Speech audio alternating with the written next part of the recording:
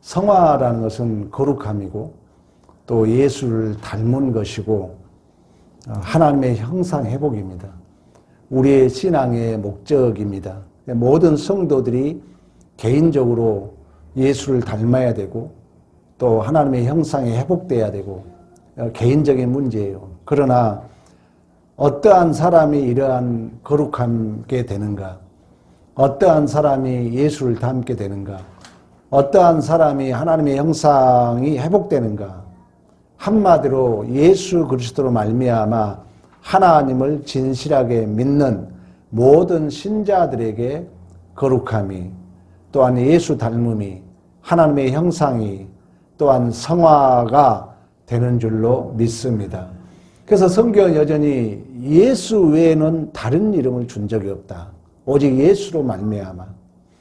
그러나 오직 예수 그리스도의 이름이라는 이 유일성, 베타성은 인간의 조건과 자격을 초월한 누구든지로 열려 있다는 거예요. 그러니까 우리가 예수 믿잖아요. 우리가 예수 믿는데 우리의 마음이 닫혀 있으면 문제가 있는 거예요. 열려 있어야 돼요. 예수는 유일하잖아요. 예수는 베타성을 가지고 있잖아요. 그럼에도 불구하고 인간의 조건과 인간의 자격의 문제가 아니기 때문에 열려 있다는 거예요. 그래서 누구든지 여러분은 마음으로 수용할 수 있어야 돼요. 어느 누구에도 내 어떤 명분으로 어떤 이거야 라는 그 규명으로 우리는 선을 그을 수 없다는 거예요. 내가 선을 그어놓으면 내가 불안합니다.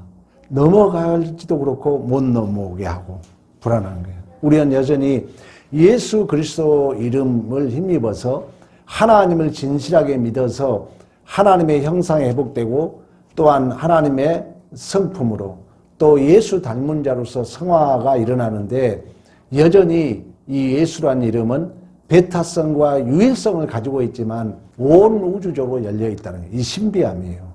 이게 참 비밀스러움이에요. 이처럼 예수 그리스도로 말미암아 하나님을 진실하게 믿는 그러면 거룩한 증상은 뭘까?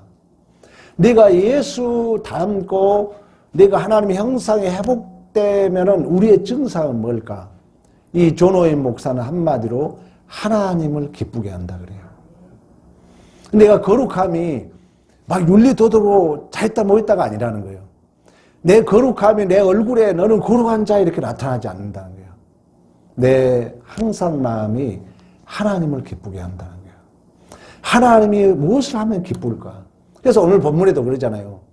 믿음이 없이는 기쁘시게 못한다. 그러나 믿음 있는 자는 하나님을 기쁘게 하는 줄로 믿습니다. 그래서 이 믿음이 하나님의 상 주심을 바라기 때문에 믿음만이 우리 안에 진정한 순종, 믿음만이 진정한 충성, 믿음만이 진정한 헌신을 격발시킨다는 거예요.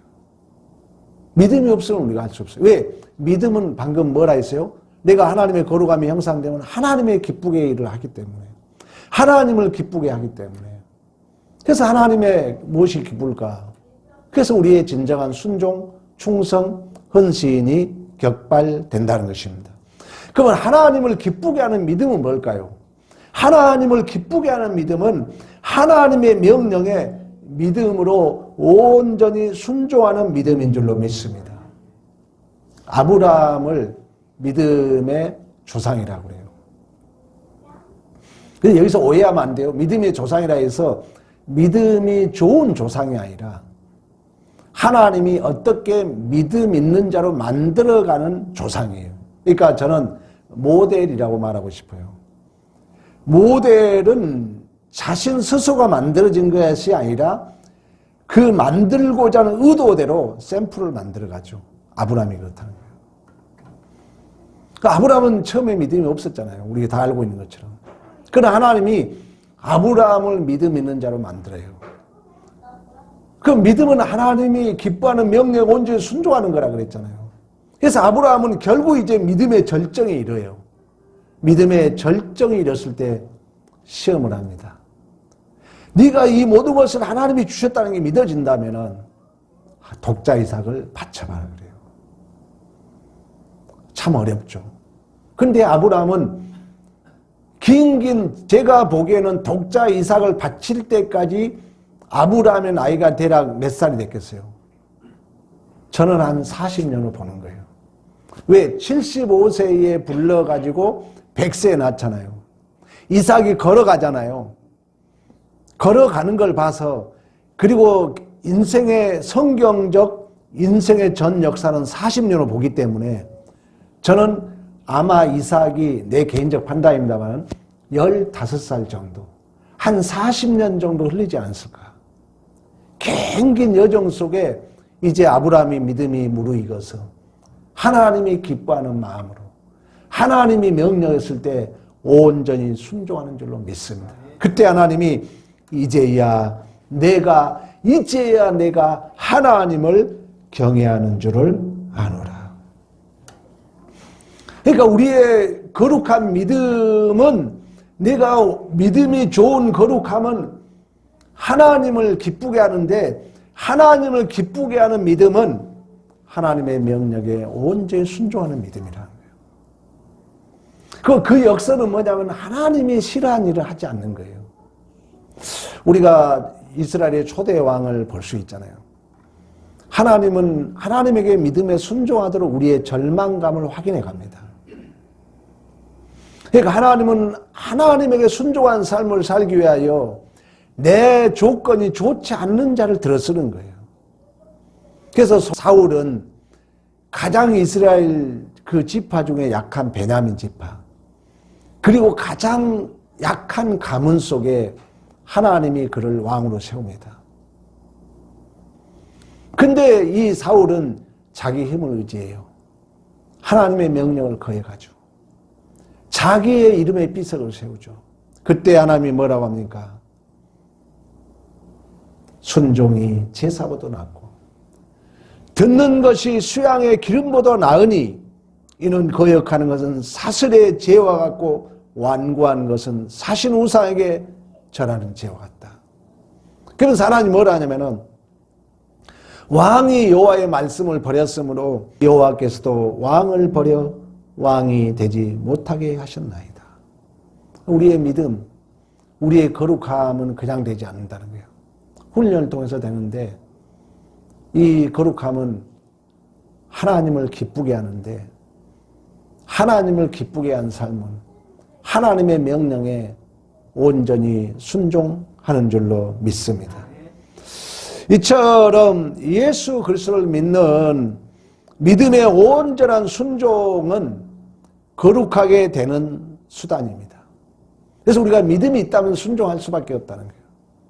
이러한 온전한 순종은 거룩하게 되는 수단일 뿐만 아니라 방법이며 원인이며 도구인 것입니다. 그러니까 믿음이 없으면 방법이 없어요. 믿음으로 순종했을 때 우리는 거룩해집니다. 그래서 옛날 우리 청년 때는 로마서의 믿음이냐 야고보서의 행함이냐 이런 갈등이 있었어요. 뭐가 먼저냐, 닭이 먼저냐 달걀이 먼저냐처럼 동정과 같습니다. 뒤집은 믿음이고 뒤집은 순종이에요. 그러면 이 최고의 그러면 순종하는 믿음이라는 건 뭐냐면은, 믿음이라는 건 뭐겠어요, 여러분? 믿음이라는 것은 하나님을 받아들이는 거예요. 하나님을 받아들인다는 건 뭐예요? 믿음을 가장 잘 고백한 사람이 구약 성경의 어떤 선지자죠? 믿음을 고백한 구약의 선지자가 누굴까? 믿음은 뭐라고 하잖아요. 믿음은 어떻게 산다 그러잖아요. 믿음은 여러분 잘 들어요. 물론 믿음이 다양하게 얘기할 수 있겠지만 이제 존 오웬 목사는 성화와 관계 속에 그 얘기를 해요. 내가 거룩함이라는 것은, 내가 예수 닮는다는 것은 하나님의 기쁜 일을 한다는 거예요. 하나님을 기쁜 일을 한다는 것은 하나님의 명령에 온전히 순종한다는 거예요. 그러면 이 믿음은 그 온전히 순종하려면은 하나님을 받아들여야 된다는 거예요. 하나님을. 그럼 이 하나님을 받아들이는 그 믿음을 신약 성경에는 로마서거든요. 로마서 1장 16절. 의인은 어디? 믿음을 말미암아 살려. 그러면 이 로마서 사도 바울이 인용한 구약의 인물은 누구예요? 하박국이잖아요. 누구예요? 하박국. 그러니까 믿음이라는 것은 하나님을 받아들인다는 얘기는 뭐냐면은 여기에 우리의 실수를 많이 하거든요. 자, 하박국 시대에 왜 그러냐면 믿음을 하박국이 설명해주고 그걸 그대로 인용했었잖아요. 로마서 1장 16절에 사도 바울이. 자, 하나님을 받아들인 믿음이라는 것은 지금 이 유다가 북이스라엘 722년에 멸망했거든요. 남유다는 586년에 바벨론에 멸망합니다. 그러니까 멸망 직전이야. 그러니까 하박국은 선지자로서 이해가 되지 않는 거예요. 왜 우리 의인들이 고난을 당해야 되는지, 왜 악인들은 이렇게 형통해야 되는지, 왜 나에게 이해되지 않는 이런 일이 있을까? 이해되지 않는 거예요. 그래서 하박국이 하나님 앞에 질문하는 거예요. 하나님, 왜 이럽니까? 왜 악인들은 형통한데 나는 하나님 잘 믿는 이스라엘 백성들은 이런 어려움을 당해야 됩니까? 하나님, 왜 이런 일이 나에게 있어야 됩니까? 우리 다니엘 기도 봤잖아요. 그 환난을 당하고 장애아를 낳고 병든 아내가 있고 남편이 있지만 하나님을 받아들인다는 건 뭐예요? 이 역사의 주인 누구라는 거예요? 하나님이라는 거예요. 이 부분에 우리가 약하거든요. 이 부분에 약해요. 여러분 애정론 믿잖아요. 내가 교회에 나오기 전에도 하나님은 내 인생을 간섭한 거야, 안 한 거예요? 간섭했잖아요. 애정론이잖아요. 창세전에 나를 애정했잖아요. 하나님을 받아들인 거예요. 하박국이 질문해요. 그때 하나님이 뭐라 하냐면 묵시의 때가 있다는 거 뭐예요? 이 묵시, 이 역사, 이 하나님의 말씀이 말씀이 응할 때까지 단련했다고 말씀했던 것처럼 계시록이 여러분 우리 공부했잖아요. 말씀이 응할 때까지 그 큰 음녀가 바벨론이 여왕처럼 유혹하고 미혹하지만 말씀이 응할 때까지. 그러면서 이 묵시가 달려가도 지워지지 않도록 기록해라. 그리고 깨닫는 내용이 뭐예요? 의인은 오직 믿음으로 산다는 거예요. 믿음은 도깨비 방망이가 아니라 있습니다. 믿음은 뭐예요? 하나님 때문에 산다는 거예요. 내가 지금 어려운 일을 당하고 왜 나에게 이런 일이 있을까가 아니라, 그것이 이유가 아니라, 그것이 조건이 아니라 하나님 때문에. 하나님의 뜻이 있겠지. 하나님이 지금도 살아계시지. 하나님이 지금도 역사를 통치해 가시지. 이런 믿음의 소유자가 거룩함이라는 거예요. 윤리도덕적으로 내가 정직하게 산다는 게 거룩함이 아니라 모든 역사의 주인이 하나님이란 그 믿음. 하나님을 받아들이는 믿음.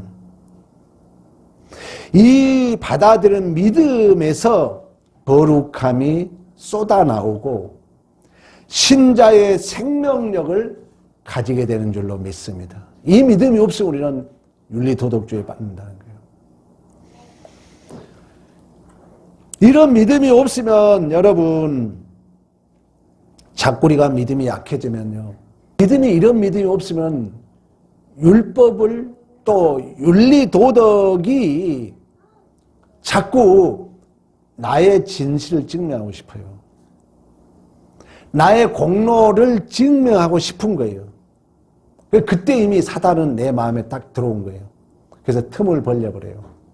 하나님과 나와 관계를 벌려요. 그러면 그 사건이 하나님 때문이 아니라 누구 때문이 되는 거예요. 그럼 그때부터 이제 변명 또는 원망이 딱 들어옵니다. 중요해요, 여러분. 하나님이야 했을 때만이 내 안에 거룩함이 생성된다니까요. 하나님 때문이야, 하나님이 역사의 주인이야, 이 믿음만이 하나님을 닮는 그 거룩함이 내 안에 쏟아날 줄로 믿습니다. 그러나 이 하나님이 떠나버리면은 누구 때문이 되죠? 무엇 때문이 되죠? 그러면 그 근거와 이유가 하나님이 아니잖아요. 믿음이 아니라는 거예요. 그러면 이제 그때 사단은 딱 틈을 벌려버려요. 틈을 벌리면 이제 나는 왕이 됩니다. 하나님과 떨어지면 하마르티아. 하마르티아 죄는 뭐예요? 내가 왕이잖아요. 내가 선악과 주인이잖아요. 그때부터는 왜 이유를 사람에게 돌리죠. 이유를 환경에 돌리죠. 이유를 환경에 돌린 순간 내 안에 불평이 나옵니다. 원망이 나옵니다. 그리고 핑계하고 싶어요. 거룩함이 온데간데 없어요. 하나님의 닮은 모습이 없어요. 제가 나를 주장한다는 것입니다. 그래서 믿음이, 진정한 믿음이 하나님의 기뻐한 일에 순종하게 되고, 그 진정한 믿음은 하나님을 받아들인다는 거예요. 모든 역사의 주인이 하나님이시고 생사복의 주권자가 하나님이시고 모든 역사의 주인이 하나님이시고 이 하나님이심을 인정하게 된다는 것입니다. 의인 오직 믿음으로 말미암아 살리라는 것 같은 말씀이었던 것처럼 무화과나무에 소출이 없고 외양간에 소가 없을지라도 여호와로 말미암아 기뻐하리로다. 여호와로 말미암아 즐거워하리로다. 이처럼 우리가 하나님을 닮고 예수의 성품을 닮아가고 하나님의 형상이 회복된 이 성화는, 성화의 모든 은혜는 예수 그리스도 안에 있으며 예수 그리스도와 함께하는 줄로 믿습니다. 그래서 하나님 아버지께서는 우리의 존재를 예수 안에 두기를 원한 거예요. 그래서 우리의 모든 이유가 이제 예수가 되는 것입니다. 사도 바울이 보라 이전 것은 지나갔으니 새 것이 되었도다. 그리스도 안에서 새로운 피조물이라고 말씀했던 것처럼. 그래서 이 존 오웬 목사는 그런 얘기를 해요. 성화를 방해하는 성화의 오해, 하나님의 성품을 회복하고 예수 닮은 점에 치명적 오해를 뭐냐면 윤리, 도덕, 인간의 공로 이런 것들이 치명적으로 내가 예수를 닮고 하나님의 형상이 회복되고 그 거룩함을 방해한다 이런 얘기를 해요. 바리새인과 세리 관계를 생각해 봐요. 그 바리새인들 나는 이거 됐고 저거 됐고, 그러나 세리는 자신의 죄악된 모습을 진정으로 하나님 앞에 회개하고 감히 눈을 들어 주님을 쳐다보지도 못하는 주여 나를 긍휼히 여겨달라 했던 그 세리. 또 여러분, 탕자 중에 두 아들이 있었는데 그 작은 아들 한번 생각해 봐요. 작은 아들은 허랑방탕했잖아요. 근데 작은 아들은 평생 은혜 안에 살았을 거예요. 그러니까 하나님 닮은 모습으로 살았을 거예요. 아까 얘기했잖아요. 믿음은 아버지를 받아들이는 거예요. 아버지를 받아들인다는 것은 내가 없다는 거예요. 그래서 구원의 완료는 내가 완전히 없어짐으로 완료되거든요. 근데 착하게 살았던 형님, 착하게 살았던 큰아들, 계속 윤리도덕만 따지잖아요. 그 안에 예수 닮은 모습이 없잖아요. 그 안에 진정한 하나님의 형상이 없잖아요. 그런 것처럼 이 존 오웬 목사는 우리가 거룩함을 위해서는 예수 그리스도를 믿음으로 생기는데 그 거룩함의 증상은 하나님을 기쁘게 한다는 거예요. 하나님을 기쁘게 한다는 것은 하나님의 명령에 온전히 순종하는 믿음이라는 거예요. 하나님의 명령에 온전히 순종하는 믿음은 하나님을 받아들인다는 거예요. 우리 예수님이 여러분 십자가상에서 억울한 일 생각해봐요. 침을 맞아요. 침뱉음을 당해요. 뺨을 맞아요. 아니, 하나님의 아들, 진정한 만왕의 왕, 하나님 자신이 이 땅에 오셨어요. 그것도 우리를 구원하러 오셨어요. 그분은 전혀 죄 없으신 분이었어요. 근데 온갖 조롱과 수치와 멸시와 고난을 당합니다. 그때 예수가 뭐랍니까? 내 뜻대로 마옵시고 아버지 뜻대로. 아버지를 받아들이는 거예요. 아버지를 받아들이는 거예요. 하나님의 형상 회복이라는 거예요. 예수 닮은 모습이라는 것입니다. 여러분들이 가는 곳에 이러한 예수의 모습이 드러나야 돼요. 그래서 사도 바울은 모든 것이 하나님의 은혜라고 그래요. 그 어떤 것도 자랑하지 못하게 하려 합니다. 이 모든 것이 하나님으로부터 주어졌기 때문에. 하나님을 받아들인 걸 하박국 얘기했잖아요. 이러한 모든 예수 안에 허락한 그 성화의 생명의 복, 그 모든 것을 성령이 우리와 묻고 계신 줄로 믿습니다. 제가 요즘 새벽 설교를 디모델을 하고 있습니다. 이 본문을 연구하면서 다음 2024년 추수감사절 설교를 미리 저는 지금 만들었는데 그 디모데 그 내용에 보면은 이런 말이 나와요. 1세기 당시에 이단이 뭐냐면 이원론주의예요. 영혼만 구원받고 육체는 더럽다, 악마라고 표현해요. 왜? 소크라테스가 그렇게 하다 죽었거든요. 그래서 영지주의, 이원론주의, 금욕주의, 극단적 쾌락주의가 나와요. 그래서 이제 그 1세기 그런 논쟁이 많아요. 그러니까 여자가 결혼해야 말해야 되느냐, 음식을 먹어야 되느냐 말해야 되느냐 이런 논쟁이 벌어져요. 그때 디모데를 통해서 사도 바울이 준 답이 뭐냐면 모든 것이 하나님이 지으셨다. 모든 것은 하나님이 지으신 것이기 때문에 모든 것이 선하다는 거예요. 그러면서 뭐라 하냐면 모든 것을 감사함으로 받아라. 감사함으로. 저는 다니엘 기도에 참석하면서 스쳐간 얘기지만 잠깐 그 얘기 했잖아요. 어떤 목사님은 감사 봉투를 항상 써가지고 다닙니다. 그래서 어쩌는 일이 있으면 먼저 감사해버린다 하잖아요. 먼저 하나님 앞에 감사해버린다는 거죠. 먼저 하나님 앞에 감사해버리기 때문에 내 안에서 불평이 나올 수 없다는 거예요. 그 디모데 전서 4장에도 그 얘기해요. 너희들이 옳았다 따랐다 따지는데 그러지 마라. 하나님이 모든 걸 지으셨다면 모든 것이 선한 것이다. 감사함으로 받아라. 그러면서 거룩함이 어떻게 되냐면은 말씀과 기도로 거룩하게 된다 그래요. 말씀과 기도로 거룩하여짐이라 말씀하고 있습니다.